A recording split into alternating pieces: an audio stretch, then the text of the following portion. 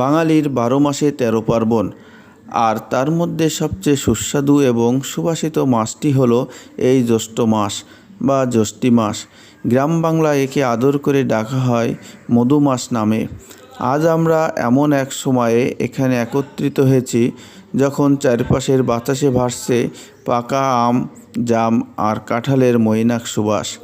জ্যৈষ্ঠ মাস মানেই তীব্র গরমের মাঝে প্রকৃতির এক অনন্য উপহার। মাঠঘাট যখন রোদ্দুরে ফেটে চৌচির, ঠিক তখনই আমাদের তৃষ্ণা মেটাতে এবং রসনা তৃপ্ত করতে প্রকৃতি তার ঝুলি উজাড় করে দেয়। আমাদের শৈশবের স্মৃতি মধুমাসের কথা বললেই সবার আগে চোখে ভেসে ওঠে আমের ছবি। ন্যাংরা, গোপালভোগ, হিমসাগর, ফজলি, কত তার নাম আর কত তার স্বাদ। আম শুধু একটি ফল নয়, এটি আমাদের সংস্কৃতির অংশ। ছোটোবেলায় ঝড়ের দিনে আম কুড়ানোর আনন্দ কিংবা দুপুরে সবাই মিলে একসঙ্গে বসে আম খাওয়ার যে আমেজ, তা অন্য কোনো কিছুতেই পাওয়া যায় না।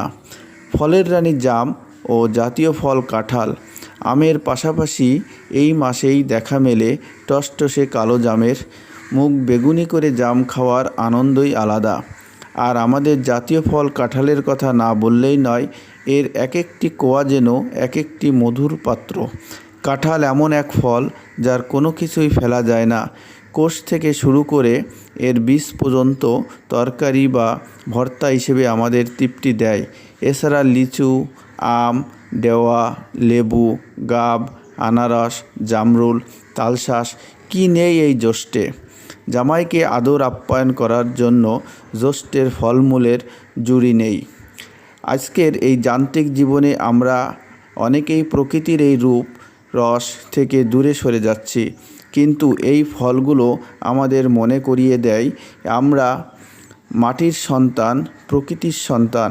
আসুন কৃত্রিম বা রাসায়নিক মুক্ত দেশি ফলের স্বাদ নিই, সুস্থ থাকি এবং আমাদের সমৃদ্ধ ঐতিহ্যকে বাঁচিয়ে রাখি।